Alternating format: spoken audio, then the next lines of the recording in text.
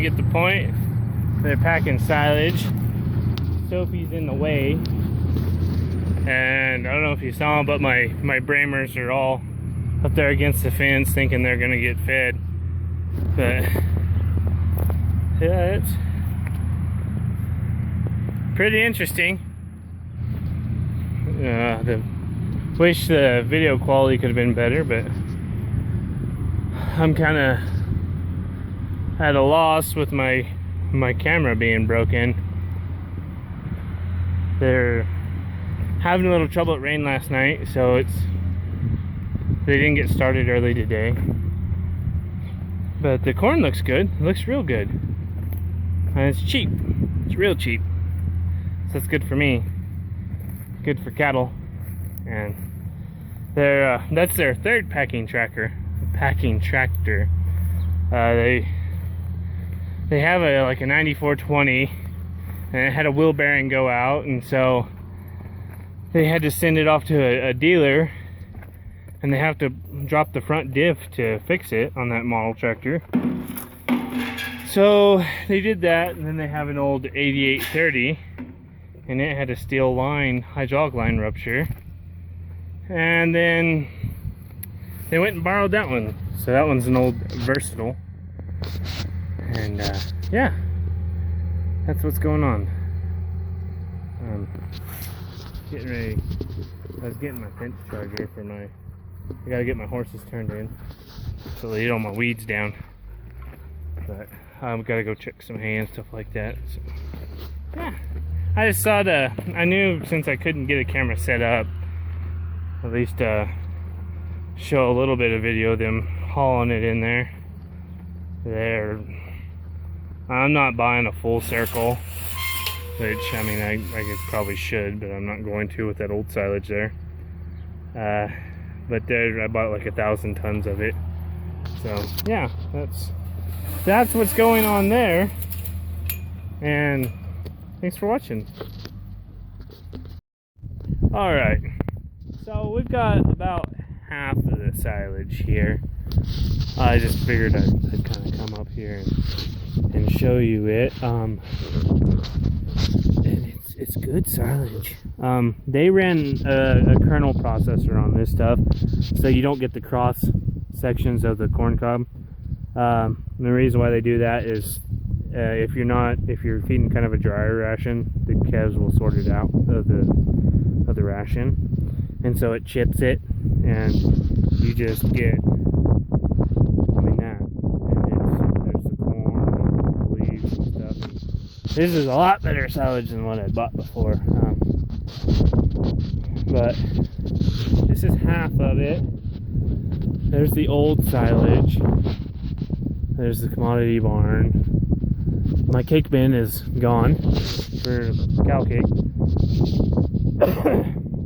I was gonna have it moved, but I wasn't gonna buy any silage this year, and now I bought a bunch of silage, so my phone's gonna die.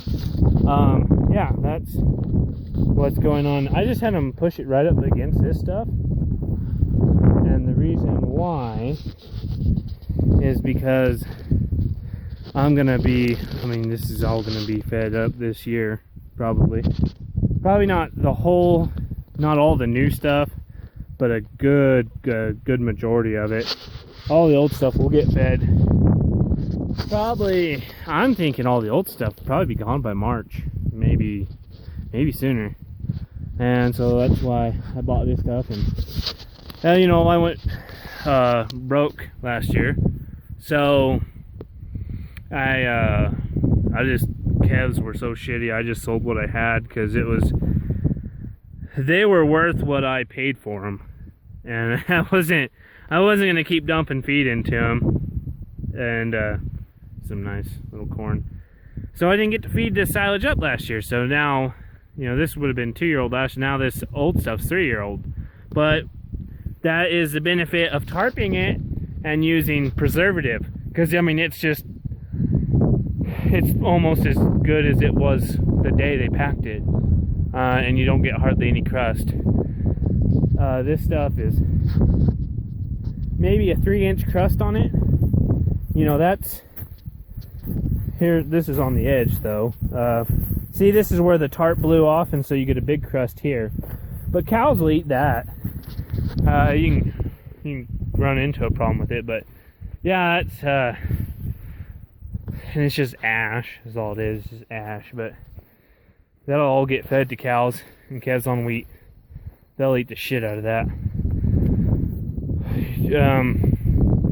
But I tarped it, and it's just as good. So what we're gonna do is rolling those tires up there sucks. I mean, it just sucks. And I'd never done it before until we did that one. And me and my two buddies got real fucked up the night before. I mean, just